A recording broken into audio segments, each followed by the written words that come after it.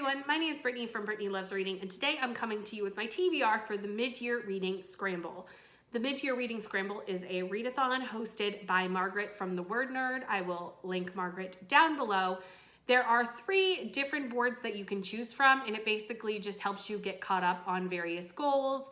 There's the Goodreads goal board, the currently reading goal board, and the one that I have chosen, which is the physical TBR board.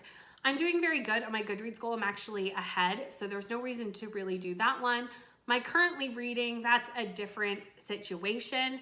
I actually have quite a few books that I'm currently reading, but am not actually reading at this moment. They have bookmarks in them. I was reading them at one time, but they either got put down for various reasons, but I'm not gonna work on those because frankly, a video that I do every year is my Goodreads cleanup video at the end of the year. So any of those that I don't get to in the next 6 months, I will clear out in December. So I'm not too worried about those either. So I've decided to do the physical TBR board and work on my physical TBR because I have so many books that I physically own and need to get to. So here we are. I'm only going to do 4 books for this readathon. I have a lot of other plans for this month, including a pretty large secret project. So I don't want to do too much extra, but since I am helping to host sprints for this readathon and I love this readathon and I love the idea of it, I definitely wanted to at least do 1 board and 1 path. If I end up finishing really early in the month, I may do it again, but as of right now, I'm only planning on doing it 1 time. That being said, let's jump into my TBR. So the first prompt is shortest book. Now, is this the shortest book I own? I don't know. I don't really have a shelf on my Goodreads that is my owned TBR to like search by smallest book. So I looked at my TBR cart, which is books that I kind of either put on a TBR in the past that I didn't get to, or on a list such as like my spring TBR, which is where this book came from, etc., and picked the smallest book on that shelf. So that was The Rain Watcher by Tatiana DeRosnay. This was on my spring TBR. I did not get to it, so I'm very glad to be putting it on this TBR and finally reading it. It is fairly small. It is under 230 pages, so it's certainly not big. Is it the smallest book I own? I don't know, but it's probably pretty close to the smallest book I own. I don't really have a lot of novellas because I don't read horror, and I feel like that's where novellas are mostly like at, but this is what we're gonna use for this prompt. This is an historical fiction that follows the Melgard family. All of the Melgard children have come home to Paris from various places over the world, including America, and they have come home to Paris to celebrate their father's 70th birthday. Yes, his 70th birthday. They have all come home, and there is tension in this family. There's some things going on, but then the rain starts, and it rains very, very hard. And all of a sudden, the Seine actually overflows and floods Paris. That is what we are following in this book.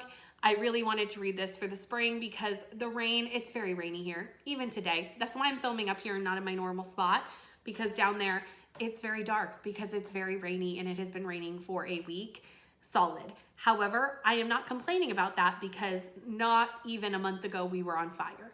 So let it rain, but this gives me spring vibes because it rains a lot here typically in the spring. And this year I want the rain because like I said, all of Canada was on fire not that long ago. So I'm perfectly glad to have the rain and read about the rain all at the same time. So after that, I had the option to pick a book for a vlog or a book for an event, and I decided to pick a book for a vlog.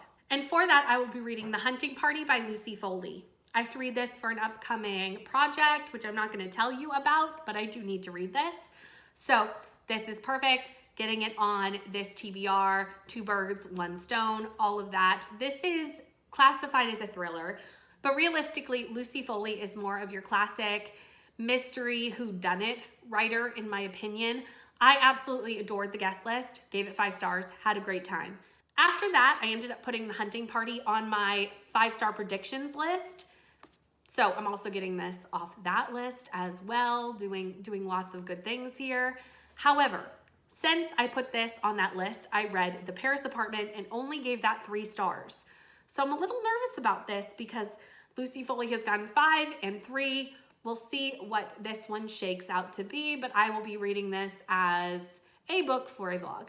For the next book, I could choose a debut author or a summer release, and I decided to pick a summer release, but a summer release from last summer. And for that, I'm going to be reading Catherine Center's The Bodyguard. This follows Jack Stapleton. Jack is, I believe, a famous actor, but now is getting some death threats or has a stalker or some reason to need a bodyguard. And he hires Hannah, who is a female bodyguard, and I love that that is the take on this book, with a female bodyguard. Jack, however, has to go home for a family event, and he does not want his family to know about his problems with, I believe it's a stalker, and he doesn't want them to know that Hannah is his bodyguard because they'll ask why he needs one, so they decide to fake date. I love fake dating. I love Catherine Center. Things We Save in a Fire was a 5-star read for me, so I'm excited to be picking this up this month as well. So for the last option, I had a 5-star prediction or the most intimidating book, and I've decided to pick a 5-star prediction book because I'm almost done my 5-star predictions list. If I complete The Hunting Party and this book, I will only have one left on that 5-star predictions list that I put out last year. So we're making progress, and this is also quite chunky, so it could also be an intimidating read as well. And that is The Great Alone by Kristen Hanna. This is an historical fiction set in Alaska, and it follows the Albright family. Ernst Albright has come back from the Vietnam War and has something that I would consider described from the synopsis of PTSD. He is struggling with life, and his family decides to move to Alaska to kind of live off the grid and see if that will help him, because that's what he wants to do. They struggle with the conditions of Alaska and living in a very small community in Alaska, and that's what I'm generating from the synopsis. I usually love Kristen Hanna's historical fiction. I've heard great things about this one, so I think this is very easily and possibly going to be a 5-star read for me, but we'll see how it goes. And that is the 4 books that I will be reading for the mid-year reading scramble. If you are participating in this readathon, let me know down below. Thank you so much for making this readathon, Margaret. I'm very excited to participate myself. Please like, comment, and subscribe, and I'll see you in the next one. Bye.